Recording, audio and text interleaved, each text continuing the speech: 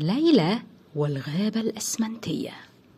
قالت لها: أنا هنا علشان أقطع الشجر وأعمل رصيف جديد وأشيل الشجر وأحط بداله عواميد حديد.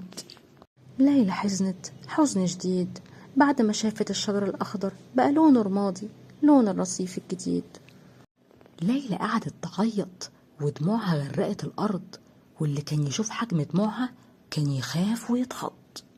بس تاني يوم صحت ليلى وهي مقررة إنها ما تزعلش وللحزن ما تستسلمش.